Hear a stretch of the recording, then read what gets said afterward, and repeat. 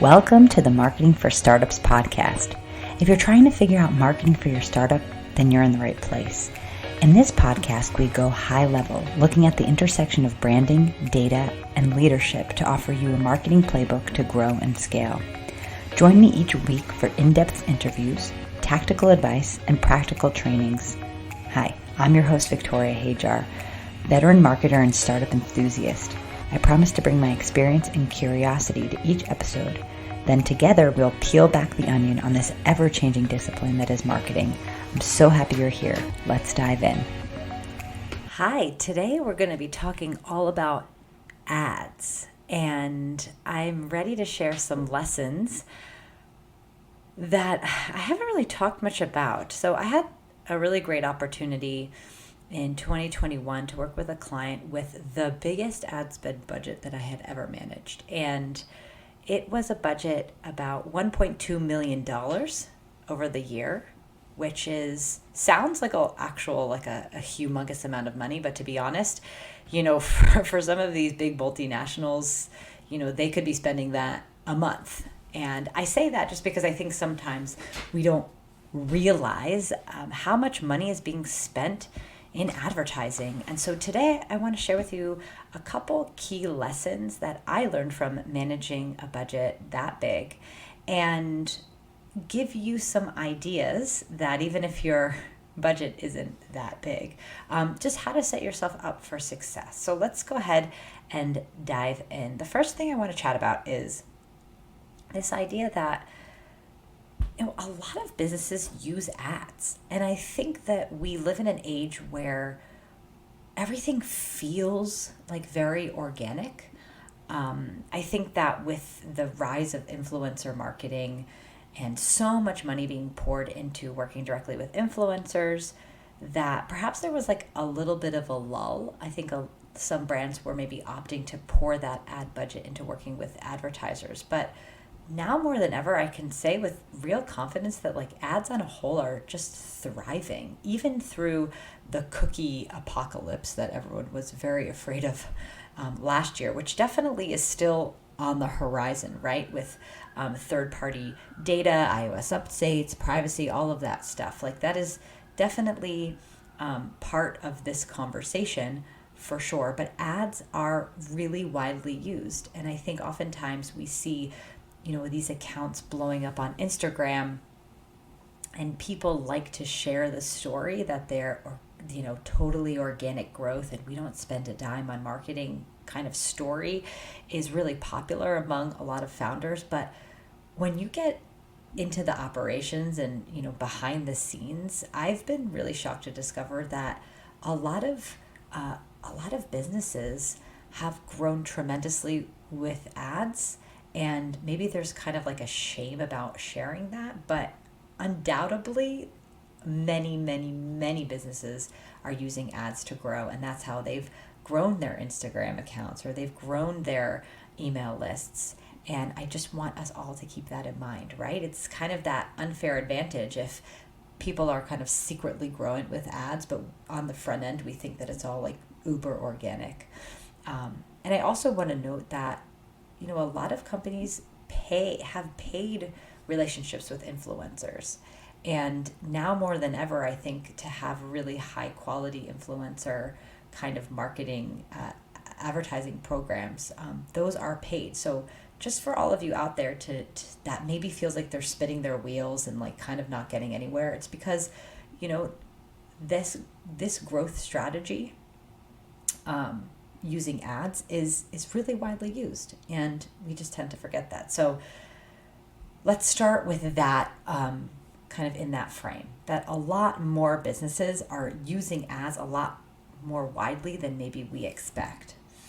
And so with that, when we're going into mounting any ad strategy, I want you to consider your TAM, which is your total addressable market, because that's going to play a really big factor. It really factors in quite greatly with how well your ads can perform and how much your cost per click or your cost per acquisition is going to be. And so in my experience managing this $1.2 million ad budget, TAM was something that we had a really hard time with.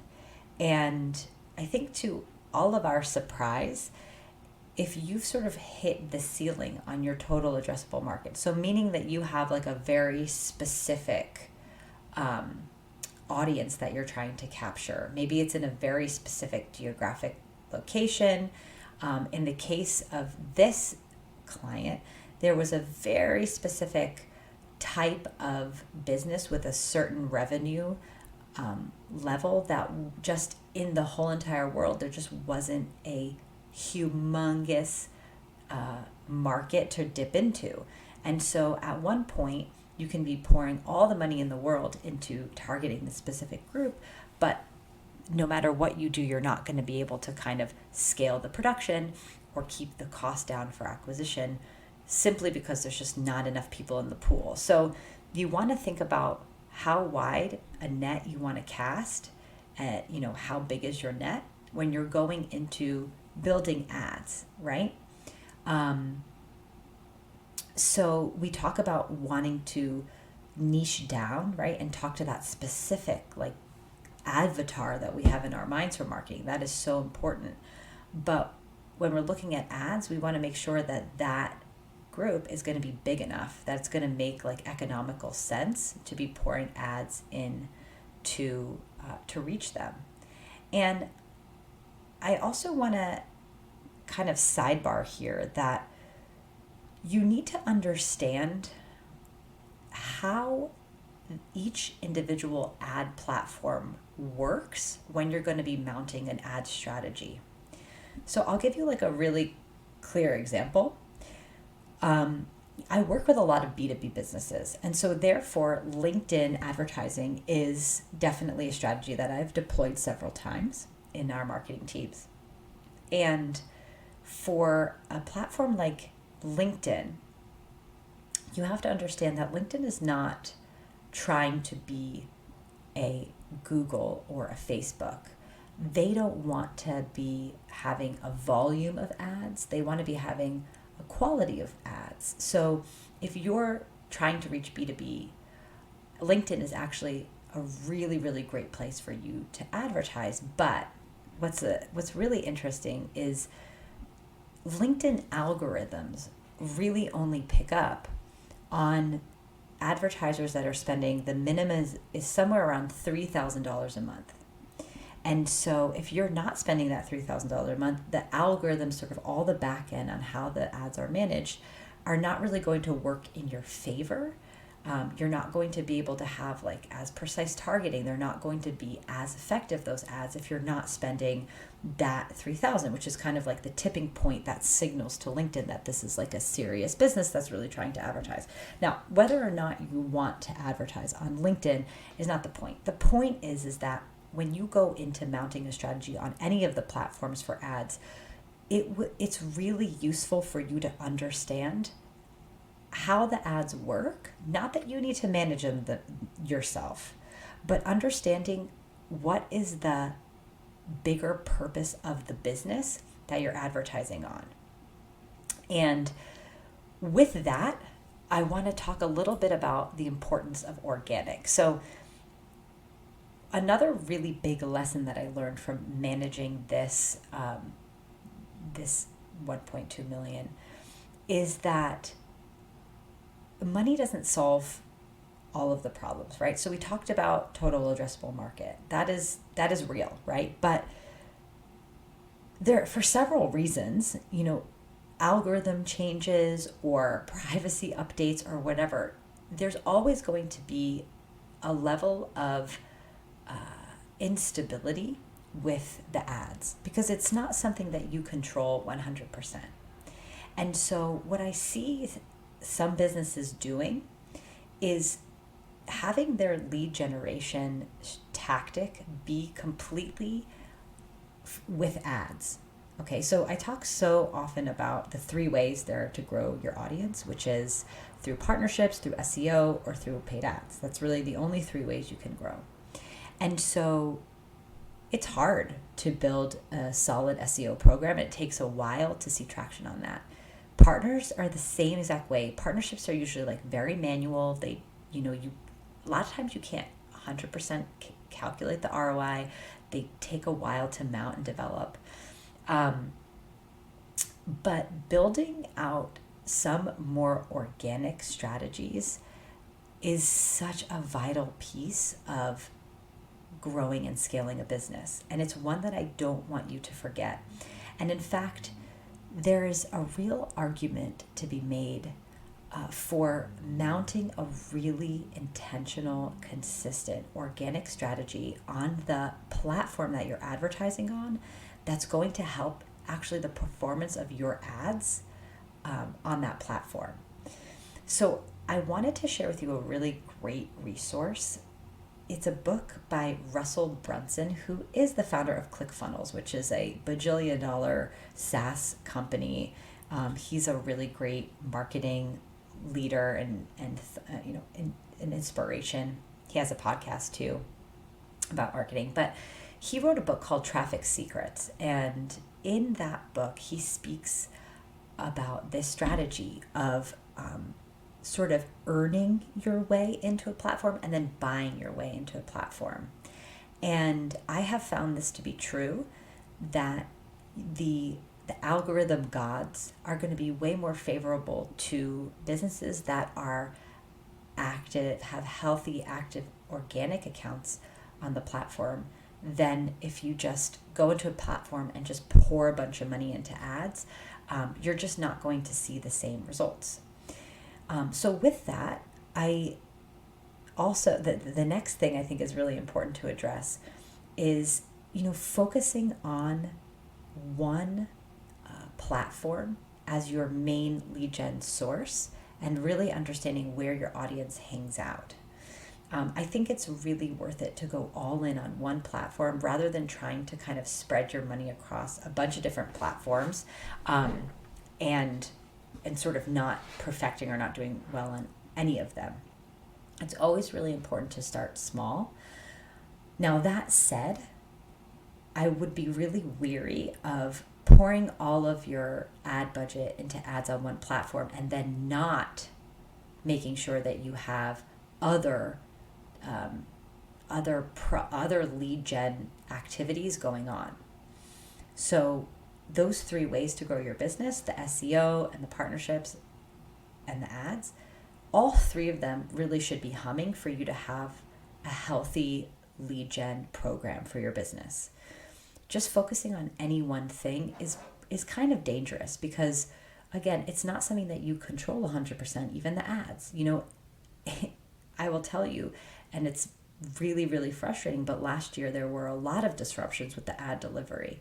And there were often days where weeks would go by and there would be, $20, $30, $40,000 wasted because the ads just simply were not delivered to proper audiences. The targeting backends were, getting disrupted. All of these things that were 100% out of our control. They were 100% just sort of like glitches in the system. And, Facebook kind of just shrugged their shoulders and there's nothing we could do about it. So not to scare you, but those sort of things do happen. So it's really important to be vigilant and to also diversify, just like any investment, right?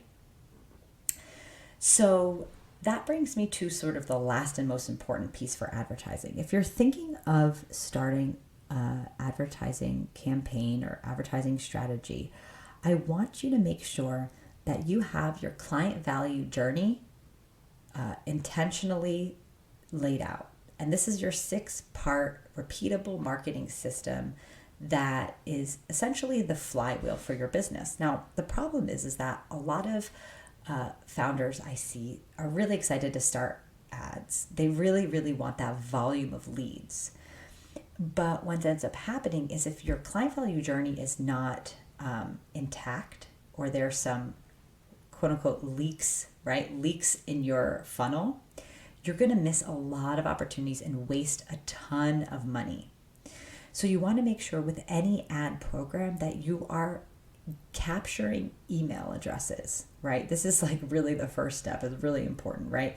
This awareness phase, you're putting the brand out there. You're captivating people's attention. with your ads. What is the call to action? What is the thing you want them to do, the action you want them to take? And 9 times out of 10, it's going to be much, much easier to set up your ads for lead generation. So simply getting people on your email list and then sort of developing the relationship with that lead on your email list, selling on the email list. It's going to be a lot less expensive to do ads for lead, to grow your list through free offers or freebies, lead magnets, things like that, rather than trying to get that person to purchase at the second that they see the ad or book the call at the second they're going to see the ad. Because again, the conversions on that are just a lot lower. So I want you to think holistically. You're running this ad. What is the purpose of running the ad, right? What is the way that these ads fit into our bigger client value journey, our bigger marketing funnel? Be really intentional in how you set that up. The last thing I want to say, or the second last thing I want to say, is the structure for ads. So when you're thinking of putting ads together, it's not just, we have 3 stages of the buyer journey, right? You have a top of the funnel, means the people that are just getting to know who you are. You have the middle of the funnel, which are people that they recognize your name, they kind of know what you do, they've shown some interest in your business. And then there's the bottom of the funnel, people that have showed like true intent to buy or whatever, to book with you. And so anytime you're running an ad, I want you to think about developing the ads in those 3 stages. And this is where having an ad manager is really, really helpful, because you can set up the ads to be shown to people at those different stages of the journey based on the actions that they've taken either on the website or how they've previously clicked. This is where ad management gets more advanced. And I think there's a lot of rhetoric out there of like, Facebook ad courses and you can do it all yourself. And to some degree, yeah, if you want to dedicate the time to really learn, more power to you. But I see a huge potential to be wasting a lot of money if you don't understand this 3-part framework, right? It's not just about, throwing ads to a cold audience and hoping that they convert into buyers, right? It's much, much more to it. So these are my core lessons, my core findings from managing this big budget. And I just have to say that these problems that we ran into are pretty basic, right? And they really apply no matter what your budget is, right? Just make sure that any ad program you want to mount is done with intention, that it is done in concert with your marketing funnel, that it makes sense to kind of bring people into your world and then nurturing them, right? So you can bring them into your world and nurture them once they're on the email list. But also we bring them into our world once they've shown interest in that top of funnel ad. And then we can keep serving them relevant ads that kind of push them through the buyer stages.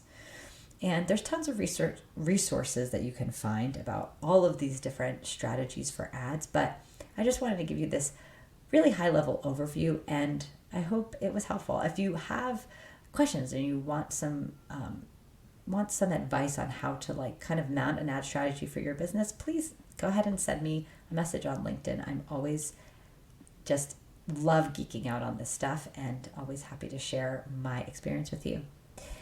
Thank you for listening, and see you back here next week for the Marketing for Startups podcast. You did it. You made it to the end of the episode. Thanks for sticking around with me and listening all the way to the end. I really appreciate you as an audience member, and I hope that you found this helpful. If you did like this episode, it would mean so much to me if you subscribed, if you rate and review this podcast. It helps other people know that this podcast has something worth saying. It also would be super awesome if you could take a screenshot and share on Instagram and tag me at Ugly Ventures, UGLI Ventures, VENTURES. I am always so appreciative to hear from you, and I hope to see you back here next week on the Marketing for Startups podcast.